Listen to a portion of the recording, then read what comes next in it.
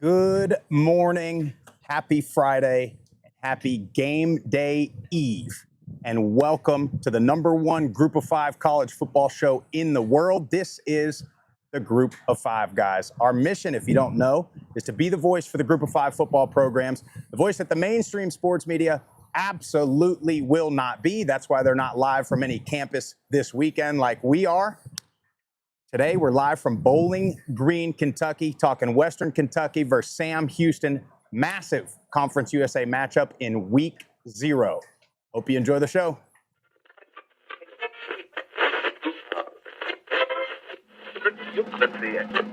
This is the Group of 5 guys, and we are coming to you live. They got Old Dominion Week 3, and ODU is by no means a layup. The Group of 5 guys told me that, so that has to be true. We looked at each other, we was like, Mike, the best place to be is a Group of 5. So I'm sitting here with the Group of 5 guys, right? Detroit has won, it's been a winner, and it's a special place, so it's why you want the job. But it's a ton of fun to watch a guy go to the NFL from a Nevada or a Colorado State or a Middle Tennessee or an App State, you know? And fans follow that kid. Those across there, you want to have this thing packed out, have the student section packed out, giving those guys hell on the sideline. I mean, that's part of it. I mean, win or lose, like we're winning the tailgate. There's no better place to be developed in this country than Boise State. In 1981, Corvette moved to Bowling Green, Kentucky. You're talking about speed, you're talking about power, you're talking about horsepower. Since it seems like 1981, there's been another program in town with a lot of speed, a lot of power. Western Kentucky and that offense. And we're live today from Bowling Green, Kentucky, talking Western Kentucky, talking Sam Houston, and all the other Week 0 games today. Fired the heck up to be here. Jeff, congratulations. We made it. We made it. Week 0's here, live from Bowling Green, Kentucky. Like he said, huge matchup this weekend to kick off the college football season. And let me just say, I don't know who came up with this, but neither program can be a favorite right off the bat. One less week of practice at camp. They already limit the number of practices you can have. Let's just go ahead and get right into it. Well, I'll say one thing. The good Lord came up with the weather that we have today and this weekend. I mean, are you kidding me? We got a breeze. I mean, the shirt's probably a little snug, blowing back. The wind's blowing it a little snug. I mean, that's all right. But, I mean, unbelievable football weather, middle of August. And it's got to be, I mean, I don't know, 70 right now? 78, 80 degrees at the most. Little overcast, little cloudy. This is perfect. I know if you're a player, you're like, thank God, because you've been dealing with camp. You've been dealing with the heat. You've been dealing with the sun, all that stuff. Before we go any further, we got a big, big show for you today, talking Week 0. I got to talk about a couple of our sponsors. Number 1. We're back in the morning, okay? No more nighttime shows, which means we need coffee. So that means we're back with our partners, Devin and Deca Gray Coffee Company. You guys make sure you visit decagraycoffeeco.com. Use our promo code GOFG, give you 10% discount. You got the Group of 5 guys official game day dark roast available on Deca Gray. And then sort of an announcement, little teaser, new partner we've got with Levels Sports Picks. Guys, if you're into gambling or you just want to dabble a little bit, if you're like me, Jeff here is the degenerate. I'm a casual, if you will. I'm not a casual football fan. I'm a casual bettor. Make sure you check out Levels Sports Picks. We'll put that link in our bio. It'll help support us a little bit. We got a lot more to come on that. Yeah, no doubt about it. Excited about that sponsorship. We'll definitely talk some college football betting, some lines there. But they also do MLB, NBA, NFL. They do WNBA, so there's a lot of good stuff on there. And what I love about it is they educate you on the why behind the bet, so it all makes sense, and how to bet responsibly. That's the most important thing. 100%. Well, Jeff, you brought up Week 0. You brought up, neither program being super excited about a Week 0 game. So we got somebody to talk all about it. We got coach from Western Kentucky, director of player personnel, Jeray Thurman. Good to see you again, partner. What's up, baby, man? How you doing? Great to see you as well. So we've got to hang out. Sitting? What's up, Jeff? Right there's a good spot. Cool. Kind of right on that corner. We've talked to you a bit. You've been at Georgia Southern. You've been all the way around. I don't know if you've had a Week 0 game in your career. I have not had a Week 0 game in my career, so I'm really excited to get after it. I mean, why not start it out and kick it off in Bowling Green, Kentucky? I mean, look at this beautiful, man. We got the train coming in. They must have heard the boys are in town. Yeah. So 100%. We'll talk about that. So not only week 0, but a conference game to start with a new coordinator, a new quarterback, and then Sam Houston on the other side, new all-around staff and almost an entire new team. So just talk about the preparation in camp and then leading up to a conference game. I mean, why not? I mean, we've been out of it for about 8 months since our bowl game. Got a little bad taste in our mouth, and we're just ready to get going. Like, why not kick off the college football season in Bowling Green, Kentucky? Why not make it a meaningful game out the gate against a formidable opponent? I mean, these boys are trained. There's trained and untrained, and I'll tell you what, the tops are trained. Our jaws are set, and we're ready to go against Sam Houston. I love it. Absolutely love it. Well, I mean, a lot of new pieces on for both teams, really. So talk a little bit about this day and age with the transfer portal, the guys that you guys coming in. And one of them is going to be starting at quarterback today. And Maverick McIver coming in with our offensive coordinator, Rick Bowie. Coach Bowie has done an amazing job in just coming in and instilling his culture, but also embracing what Western Kentucky can do and who we are. So I'm really excited. And Mav is a true leader. He's come in, tried and tested. I mean, you look at what he's done at Abilene Christian and just the nature of college football with all the parity and people moving around. Mav is ready to go. Now, does he get more, Top Gun, Maverick references or more MacGyver references on that? We know this is like an 80s, definitely 90s. Top Gun. He is, and he buys into it. Yeah, burn, Mav. Yeah, for sure. I think I'm gonna have to throw out a little Mav tweet today, a little Maverick Top Gun tweet, just with my Navy ties and then Maverick McIver. Maybe an embarrassing photo. I'll put it up. Me and Matt. Yeah, there we go. Now, when Western Kentucky, when you guys are having your recruiting meetings, you're having your exit meetings, your strategy going into the offseason, I mean, do you guys sit there, does Coach Helton sit there and say, hey, guys, let's go over to the state of Texas, let's look at the FCS, and let's find a quarterback and an offensive coordinator, and let's bring them over here? Is that just the routine now? The beautiful thing about these things, they are nationwide, so we're going to go get them wherever we are. Everybody likes to say, oh, man, you got to rebuild. Well, at Western Kentucky, we reload. And it's just been tried and tested. Coach Helton does an amazing job in just allowing us to do our jobs and go find the right ones and then getting them trained up when they're here. So excited for the new faces that we have, but we also got some old faces that'll shock some people as well. No, can't wait. And kicks off tomorrow at 6 p.m. Central Time. The South Lawn, I already see tailgates are getting set up, tents are getting set up. So talk about what your expectation is for the crowd. Are you back in school, I assume, already, right? School just started this past week, so they have been buzzing. I've been doing a little bit of class checks on my guys, and I'm telling you, I'm promoting the program, but they're already reared up and ready to go. I mean, our fan base is rampant. They're lined up right behind the visitor sideline, just how you want it to be. And I hope they can be in it just as much as we are. I'm going to beg and plead, as I like to do, to the students and to the community here in Bowling Green. There's 5 games this weekend, okay? This is the only big one. Prime time, CBS Sports, nationally televised. You don't have any excuses, right? It's cool. It's not hot. It's not cold. It's not raining. It's not any of the things you people like to make excuses about for not coming to the games. There's absolutely no excuse, and it's gonna be a hell of a game either way. Absolutely. I mean, we need you out here, and they're gonna show up. I'm a firm believer in it. I mean, this is my second season here at Western Kentucky, and our fan support is just magnificent.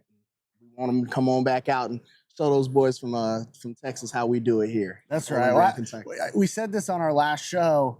As much as I hate to say it as a middle grad, this was one of my favorite places to come play. 100 miles of hate. You had that rivalry, but it's the perfect, in my opinion, Group of 5 stadium. It's not too big. It's not too small. It feels full every time we came and play. And it's just a great atmosphere. You got the berm right here. You got the tents behind in the other end zone. Like, it's just a great place to watch a football game. Open environment. I mean, we had college football campus tour out here. He couldn't find an obstructed view seat. Yeah. I challenge him every time, but I love it. We got Big Red on the field. Look at that, man. It's an amazing place to just experience college football at its purest form.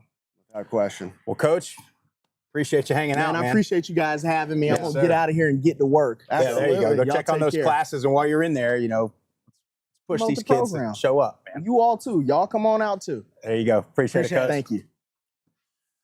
Well, Jeff, I mean, about the game, right? So here's what you have, in my opinion, kind of your 30,000-foot overview is how quickly does this Western offense click, with the new system, the new coordinator, the new quarterback. Again, one less week of practice and then less practices overall than we say back in our day, right? Yeah. And then on the other side of the ball, what changes on Sam Houston do we see? They've got a lot of changes coming in. And again, one less week of practice. You're losing your head coach, your coordinator, almost your entire roster, especially on the defensive side of the ball, that's been their strong suit.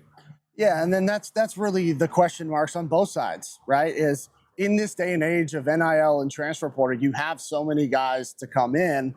And on Sam Houston's side, you have the coaching staff as well. So for me, it comes down to continuity. Who has the most proven continuity on their roster to be ready to go in a week 0 matchup that has all the implications in the world?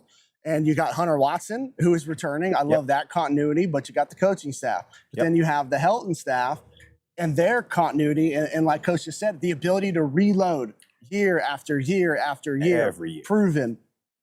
It's going to be a great game. I would venture to say, is this quarterback you, right? I mean, at this point, it's hard to say it's not. Yeah, I mean, certainly in the group of 5, certainly in Conference USA. I mean, just the way that they churn. I mean, it's like, it's upsetting. Someday as a middle guy, they're like, oh, thank God, Bailey Zappi's out of there. Well, here comes the next guy. Yeah, here comes Austin throwing Reed for another 4,500 yards. I mean, it's unbelievable. And, for these defenses, I'm sure they're just like, God, we got to go.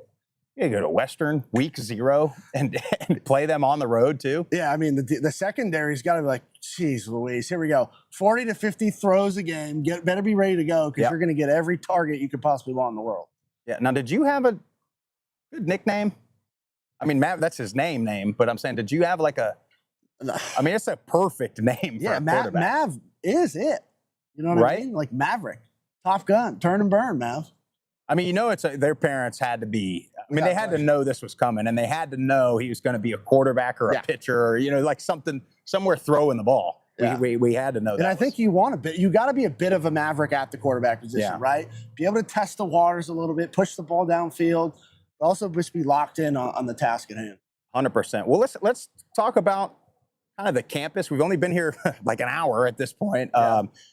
Came in late because, of course, you took a wrong turn on the way in. And then, but, we're going to spend the afternoon here after the show. We're going to go downtown. We're going to check out some food scenes. We're going to, shake hands, do the thing, check out the whole community. And then we'll be back tomorrow, check the tailgate scene, check the game day atmosphere.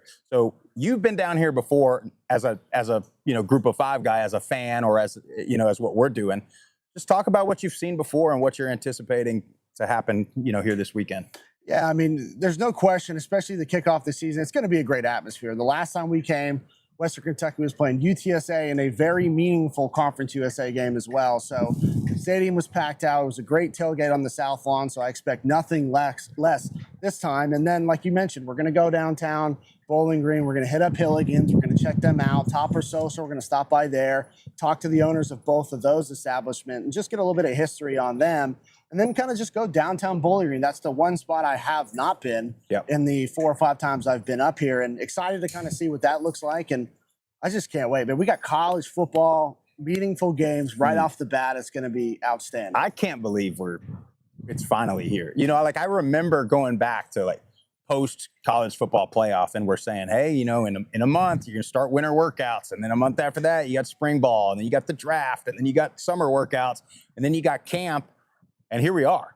Yeah. I mean, it happens that quick. I mean, the time is upon us, and we got a good week 0 slate of group of 5 games. Some, group of 5 on group of 5, obviously, and some not. And some interesting betting lines as well. A couple games I like. It is week 0. We don't want to get carried away and blow all of our bankroll in the first weekend, because we got the entire slate for week 1. So well, we got to do it, Jeff. We are Middle Tennessee grads, right? We've been an integral part of this 100 Miles of Hate rivalry, and I know it's not today, but we just got to talk about it. We may or may not leave an Easter egg on the field here before we leave. We got to talk about it. They're so similar. You know what I mean? The towns are pretty similar. The programs are similar. History similar. I don't know what the record is now. It's been 50-50. It's always a good game, except for the last couple of years. Well, our guy Topper talks in there in the chat. I'm sure he could tell us exactly what the record is, especially as of late. But no, this is to me one of the great rivalries of college football, and this is why I'm so glad that they've kind of stayed together in all this conference realignment stuff. Kind of have moved together because they are very similar in a lot of ways and different in other ways. Yep. But to me, that 100 miles of hate game is going to be great because it's finally at the end of the season. Yeah. Towards the end of the season, where I feel like the last couple of years it's been like the first or second conference game. Yeah. So they finally got it right, and we'll have a meaningful, hopefully for both programs, rivalry game towards the end of the year with, quite frankly, championship implications. Well, and speaking of end of the year, Western Kentucky goes down to Baton Rouge late in the season. And look, I'm not getting carried away. It's week 0. We got a game tomorrow that is, a coin flip kind of game as far as I'm concerned. They go down to Baton Rouge, and if Western Kentucky has the season that I think they're going to have, you could have a 9-1, 8-2, 10-0. I mean, you could have a team that's truly in the hunt. And that game, you talk about strategy, right? Yeah. It's okay at that point. If you're in the hunt for something bigger than Conference USA, that game means a lot. So not only are you going to have potentially a conference championship game a week or two after that, but then you hang around in that game and they're going to be playing for something. Everybody thinks, Brian Kelly's going to put it all together this year. So that's a very interesting game, Jeff. It's something to look at. It is, and I'm sure they got a nice fat check for going down there, especially late in the year. But I just don't like the end of the year non-conference matchups, because if you get to a point, like you said, where Western's going to be in the hunt, like, if that game hinges on a championship berth or needing to be healthy or whatever the case may be, like, what's the strategy? You want to go out and beat those programs and win a game like that, but you certainly don't want to just get physically beat up to where you're limping into the championship game. 100%. So it's just one of those things. You got to wait and see how it all kind of shakes out towards the end of the year. But I'm not a fan of it. Not a fan of it. Well, and what you see all the time, whether it's the beginning of the season, middle of the season, end of the season, is you see a team go to a game like that and play really well. Win it or not, play really well, look like, okay, they're going to smoke whoever they play in conference the following week. And then it's just a massive drop off. And so that's what you hope you don't see if you're Western or any of the other teams that have a big game like that towards the end of the year. Yeah, well, we got a ton of games to get to before they even have to worry about that. I get carried away. Jeff, when I look at team schedules, I go through and I mark, and in my mind, like, that's what's happening. You know what I mean? I mean, that's what's going to happen. And I'm looking at games and we're trying to figure out our travel schedule. We're like, they'll be 5-1 here, they'll be 6-0 here. So that's going to be a big game. And then halfway through the season, they're 1-5 and 0-6. And then you're like, I don't want to go to that game anymore. So it's definitely a fun thing. But we had to come to this one, week 0, this Conference USA matchup. We ended our careers, with that transition from Sun Belt to Conference USA. So, Conference USA means quite a bit to us. And this is kind of the staple brand that's been around Conference USA for a little bit. And they're going to be a contender for sure. No doubt. You got an old head that's been around and an up-and-comer in Sam Houston, so it should be a great game. Yeah. Well, we got a bunch of great games. We got to talk about them. And I just want to be transparent with you. So I had a whole outline here. I had my notes. I know I got my computer pulled up. But as soon as I opened this thing, everything deleted. So good news for everybody is it's all right there, Jeff. So if I give a number, I might give a stat today, and somebody, Topper talks, and be like, that's way off. But that's what you do. So let's talk. Let's talk these games. Okay. Idaho State, UNLV, right? This game got moved, by the way, from week 1 to accommodate a concert in Vegas. Call me crazy, but if I'm in Vegas, I'd rather go. I don't know who it is. I mean, unless it's got to be like Ursher or something. He's got like a residency. He's not selling out football stadiums, Jeff. This is not 1999. Okay. It's got to be, maybe it's like Swift or something like that. You know what I mean? So they move it, but I'm glad because we get to see this UNLV team in week 0 that a lot of people think is going to be very good. Obviously, Dan Mullen, coming out of the TV booth, back on the sidelines. He brings over a bunch of transfers, a bunch of, I hate to use it, former 4-star, 5-star guys, SEC guys, but a lot of them are unproven. We haven't really seen it. But they get Idaho State, where we talk about these week 0 games. You want to see crisp, clean, no turnovers, no penalties, and you'd like to see them get both quarterbacks in there. Yeah, and Dan Mullen actually came out yesterday and said that you are going to see both Alex Orji and Anthony Colandrea from Virginia. I expect to see with Orji a lot more QB run game. Didn't throw it much at all when he was at Michigan. And then, Colandrea coming over for Virginia, very capable passer. And he doesn't get enough credit for his athleticism. So excited to see who gets the first one, who gets the first reps. Don't think that really matters all that much. But it's just going to be interesting to see how does the offense look with one as opposed to the other, and who fits all the pieces around it to make the skill guys, the running backs, and quite frankly, the offensive line. What quarterback brings out the best in everybody? Yep. I think it'll be Colandrea, but we'll see. But now Idaho State, 5-7 last year, but they get their quarterback. He's returning. Jordan Cook. He redshirted last year. 2023, very productive. They led the FCS in passing that year. So I expect them to come out and be ready to go. The line's at 26.5, favors UNLV, over under 65.5. It's week 0. You're going to see mistakes. You're going to see blown coverages. You're going to see things happen. Not so sure about that 26.5. Agreed. But I like the over in this game because you got Jordan Cook coming back. And then UNLV is going to want to make a statement. First game of the year. And then physically up front, I think they'll be able to handle things in the trenches. Yeah, I agree with you there. And you're right. UNLV is going to want to make a statement. But what they're going to want to do is make a statement quick.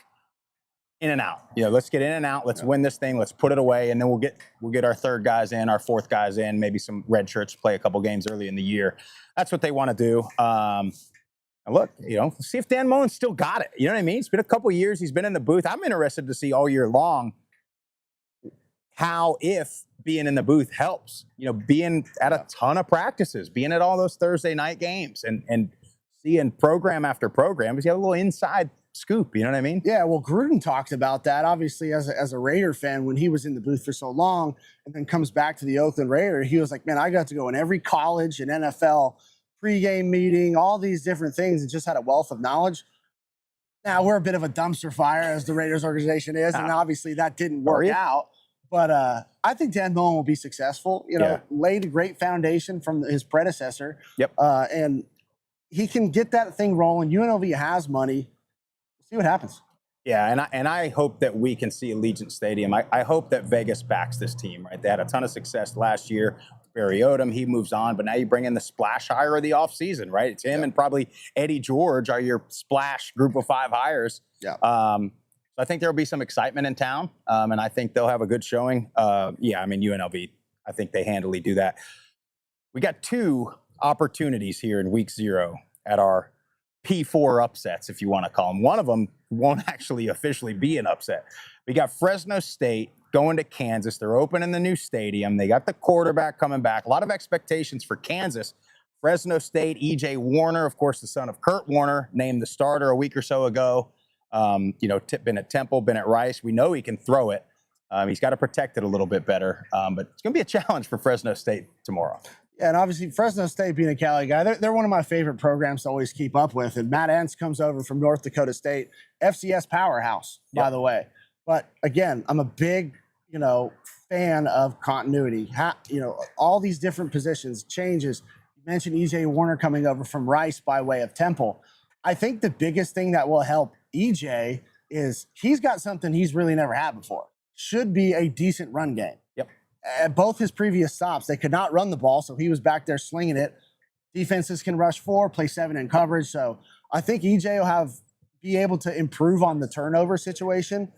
I just don't know with a dual threat quarterback like Jalen Daniels, Kansas, the new stadium, there's going to be tons of excitement there. It's just going to be a lot to overcome with a lot of new pieces. Playing in week 0, like I mentioned, without that extra week of practice, you need every minute, every rep you can get in these games. Now, Kansas lost all their production at the wideout position. Yep. So there is that piece of it. Have they been able to create a rapport with Daniels and that new the new wideout room? That's always going to be something. So I expect Daniels to probably use his legs a little bit in this game, especially early on. But we'll see, because Fresno State secondary this game, especially early on. But we'll see, because Fresno State's secondary is the strength of their defense, in my opinion. Well, and they've got to keep him contained in the pocket, right? They can't get carried away. Your defensive ends can't rush straight up the field and let him turn a bad play into a big play and ignite that crowd. And then on the other side of the ball, we talk about E.J. Warner. He's had the double-digit interceptions just about every year so far in his career. The last thing you need to do is have an early turnover and get that crowd going. On the other hand, with Kansas, like, you could go two ways, right? They could be super juiced, super jacked up about the new stadium, but they could play a little tight like that. Almost too much excitement. Are they in the locker room right now, getting fired up, their heartbeats go, their heart rate's getting up, and then come game time, they kind of crash a little bit. So it'd be interesting to watch them manage that. I do think it's just going to be tough for Fresno. You look at 50.5 on the over-under. You look at, I think it's 12.5. I think it's 12.5 now on the line on that game. I think it's going to be tough for Fresno. Yeah, I think it's going to be tough for them to get the win, but I'm excited to see what this Ents culture is going to look like at Fresno. Obviously, they had the mystique in the aura at North Dakota State. How does that transfer over to Fresno State in his first year? I want to see pieces of that, right? Now, you mentioned the 12.5 favorite. I think it seems like it's bumping up. I could be 13.5 at the moment. I don't like that number. You buy that down a little bit, maybe 9.5, and you want to take Kansas at home with a 9.5 point spread. I could see that. But I kind of like the over in this game. Again, the week 0 matchups, you just tend to get a lot of sloppy defense, a lot of blown coverages. And with this quarterback, how dynamic he is, I could absolutely see them putting up some points. And as well, E.J. Warner and that run game and that pass game putting up some points on, quite frankly, a Kansas defense that is probably middle of the road in their. Yeah, 100%. Well, you mentioned a dynamic quarterback. Well, our next opportunity. You love this Hawaii team, and you have loved the Hawaii team. I know as a young whippersnapper growing up, you love to watch Hawaii, Timmy Chang, those high-powered offenses. Well, this is one where this line opened the other direction. This line opened Hawaii plus 2.5. It's now moved to Hawaii minus 2.5. But again, Stanford, I mean, look, their defense hasn't stopped anybody since 2018. Okay, they've been like 3-9 just about every single year. And Timmy Chang, he's got himself, what do we talk about on our Mountain West show? He's got himself an undersized, left-handed quarterback in Hawaii. I mean, the recipe's there. I mean, I'm telling you, Michael Ahado, a Bishop Gorman product, I think he got overlooked just because of his size. But the kid's a gamer. He's a baller. He can go out there. He can make any throw. He can move around. He's mobile. In his the last game of the year, I believe it was against New Mexico, threw almost 500 yards and 5 touchdowns, no interceptions. So the kid is dynamic. And let me tell you, he's got one of the best receiving rooms in the entire country, not just saying the group of 5. You're returning your top 2 productive receivers, absolute playmakers. And then you look down at 3rd, 4th, and 5th on the depth chart, all guys that have produced or all guys that have a lot of potential on film that are transferring in. So excited to see this run and shoot offense get back going. I've always had a soft spot for Hawaii. Maybe because I'm a West Coast guy. Grew up watching Colt Brennan. I used to wear the half sleeves just like he did. Visor, Oakley visor, you know what I mean? Oh, yeah, the tinted, yeah. I want so badly for Hawaii to get back to those days. Because I think they're one of the teams where, like, everybody kind of roots for Everybody Hawaii. does. I don't think that there's a fan base outside of maybe some of your Mountain West fan base, maybe like a Fresno, right? They might just for the conference rivalry. But look, it's that Saturday night game, and it's always Hawaii. Hawaii versus who? It's always that late FS1, FS2, kicks off at 11:59 p.m. on a Saturday. So everybody's going to be watching it or wanting to watch it. And if they put a product on the field that's entertaining like we expect it to be, and Timmy Chang knows all too well what it looks like, you're going to have some views, and you're going to have the whole world rooting for Hawaii on Saturday nights for sure. Without question. Making sure we didn't drop internet here. Okay. We lose internet? We're good. I think we're good. May happen. We lost an outline. Tom said we had terrible internet connection. Let's see here. Feeds cutting in and out for Tom. That could just be Tom. Somebody just let us know in that live chat if we're still good. But we'll just keep on rolling. Yeah, we'll keep rolling. We just got the rest of this game and one more game to hit. Yeah, I mean, as far as this line, that's the thing that worries me. Anytime the Vegas moves the line towards a group of 5 team, it always makes me a little bit nervous. But I just think that Hawaii is going to be too dynamic as an offense for the second to last ranked defense in the ACC from a year ago. And then they make the decision. Ben Gilbranson, transfer from Oregon State, is going to be their starting quarterback. Not sure that was the right choice, in my opinion. I haven't seen a large body of work of him being successful at Oregon State. And then you got, Andrew Luck, the GM, Frank Reich, the interim head coach. So it just seems like a really weird situation. And then they got to fly across the Pacific. That's always an added challenge that a lot of people don't, take into consideration. Well, I'll tell you what happened to make that line move, Jeff. I don't know if you're aware of this. It happened like the day after our Mountain West preview, and you got up there and you started singing the praises of Hawaii. The next day, you look at the books, and the line swung 4.5 points. I blame myself. I got to stop giving out these previews too early. Well, let's talk this one we got here happening behind us in, what is that? I don't know, 30 hours, something like that. We're going to have this thing kicking off. Sam Houston at Western Kentucky. Week 0, Conference USA implications on the line immediately. Let's talk Sam Houston first. I mean, one of probably the most important thing for Sam Houston is about the one thing that's coming back to Sam Houston, and that's their do-it-all quarterback, Hunter Watson. Yeah, I mean, Hunter Watson's a stud. One of the best quarterbacks in the conference a year ago. Very dynamic with his legs. Loves to get on the outside, and actually pulled a couple clips of him against Liberty last year that we can take a look at and kind of talk over. I mean, when I'm talking about getting on the run, you got a naked boot here, throwing a perfect strike on a comeback. This is where Hunter Watson excels, getting out on the edge, right? And this is what I want to see more of him. 3-step drop. We used to call this route semi with a dig and a whip route on the inside. I mean, in rhythm, on time, and throws a great strike across the middle. Then he can throw the field hitch too. You got the long throw, throws it on time, makes the receiver have time to make guys miss, and just makes a great play. This is what you got to have from Hunter Watson. He's smart. He can do it all. And you got here ball placement, man coverage. You throw a back shoulder fade. You recognize that the corner's playing high over the top, and you put it right where you need to be. Liberty fans is probably saying that's a push off right there, but it's a touchdown. Refs didn't call it. So, but he can do it all. And this is why Hunter Watson, in my opinion, is one of the best quarterbacks in the conference. But you lose your head coach, you lose your running back, you lose a lot of production, not only on offense, but on defense. Well, and then you bring in a new staff that's probably going to be a little bit more up-tempo.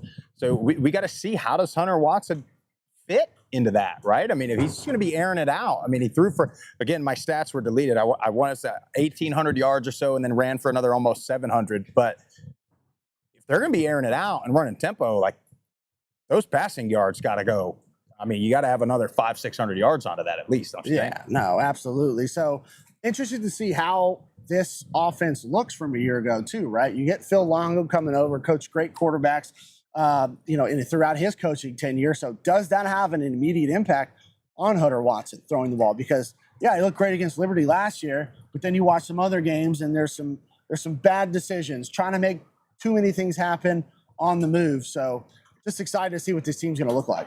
Well, and then you look at Sam Houston on defense, and we just talked about it. You lose your coordinator. You lose your entire starting 11 on defense to what was the second best pass defense in Conference USA. So, if you looked at this game last year, you're like, okay, here we got this air it out, high, pass it all over the field offense in Western Kentucky versus one of the better pass defenses in the country. But we just don't know if it's going to still be like that this year, because you lose everybody and you lose the coordinator and you change the scheme a little bit. So you just, again, that's why we had to come to this game. You got to see it. You got to see it live. You got to see it first. And, we'll see. But it'll definitely be challenging for Sam Houston to stop this Western Kentucky offense, that's for sure. Yeah, well, you bring up the Western Kentucky offense, and once again, it feels like I've seen this story before. You get an FCS transfer quarterback with his offensive coordinator coming over from Abilene Christian, and to me, this is the big piece to the puzzle that Western needed. Maverick McIver, guy's a stud quarterback from Abilene Christian, had 3,800 yards a year ago, 30 touchdowns, only 7 interceptions. I mean, he can do it all. He can throw on the move. He can sit in the pocket. just a phenomenal quarterback that is going to make this offense reload and start very quickly.